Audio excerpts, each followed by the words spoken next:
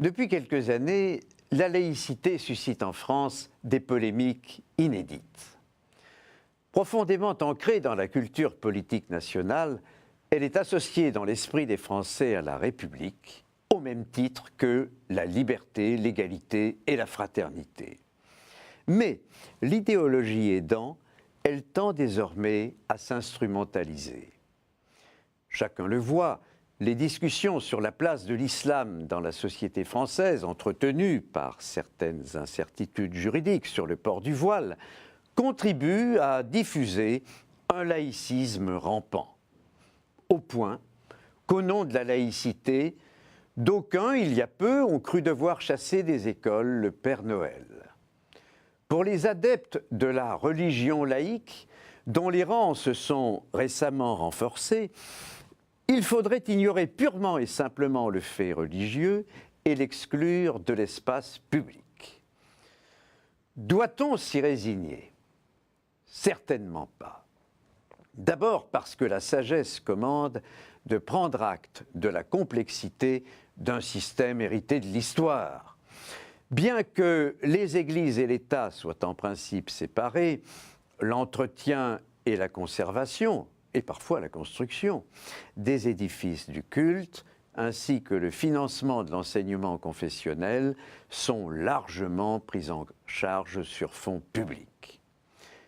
Et puis, à qui regarde bien, la laïcité n'apparaît pas seulement comme un instrument de combat ou une arme à brandir face aux obscurantismes.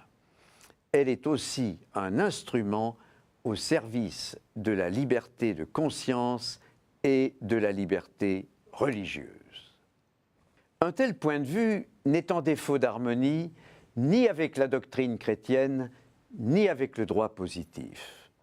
Le mot de laïcité, comme son idée première, la séparation du spirituel et du temporel, trouve d'ailleurs son origine dans le christianisme. Le laïc est celui qui n'exerce pas de responsabilité religieuse, à la différence du clerc.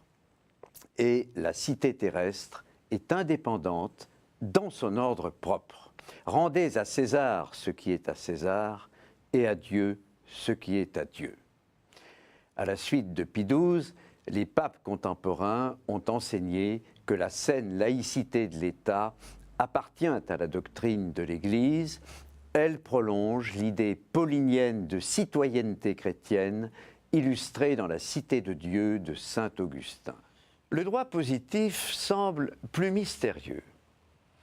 Il ne définit nulle part la laïcité, ni dans la Constitution qui lui fait place depuis 1946, ni dans la fameuse loi du 9 décembre 1905 concernant la séparation des églises et de l'État, ni dans aucun autre texte. Une abondante jurisprudence permet cependant de préciser sans arbitraire de quoi il s'agit. La neutralité est le premier corollaire de la laïcité. Elle est évidemment impliquée par la séparation des églises et de l'État. La République, dit la loi, ne reconnaît, ne salarie ni ne subventionne aucun culte. L'État se situe en dehors de toute obédience religieuse. Les églises n'interviennent pas dans l'organisation de l'État. En sens inverse, elles s'administrent librement, sans immixtion du pouvoir politique. Autant qu'à la neutralité de l'État, la laïcité est liée à la liberté de conscience, dont on ne peut dissocier la liberté d'opinion et la liberté de croire. Il faut y insister. La liberté religieuse ne s'oppose pas à la laïcité. Comme l'a souligné le Conseil d'État, elle en est au contraire l'un des aspects. Elle figure depuis longtemps dans le droit français. La République assure la liberté de conscience et garantit le libre exercice des cultes, affirme d'emblée la loi de 1905, tandis que la Constitution proclame que la France respecte toutes les croyances et que la Convention européenne des droits de l'homme l'y oblige. Cette liberté a une dimension publique et privée. Le culte, à la différence de la foi, dépasse le fort interne. Chacun peut exprimer et manifester à l'extérieur ses convictions religieuses, y compris collectivement et par l'enseignement, sous la seule réserve de l'ordre public. L'obligation de neutralité ne s'impose qu'aux autorités dans le cadre de leurs compétences. Les difficultés commencent lorsqu'il faut passer des principes aux réalisations. La laïcité impose de les résoudre dans le respect du pluralisme. Rejetant la notion de culte reconnu, elle postule l'égal traitement de toutes les croyances et de tous les cultes. Il en résulte que l'État laïque, sans se faire juge du religieusement correct, doit protéger les cultes minoritaires contre les discriminations et permettre la diversité religieuse.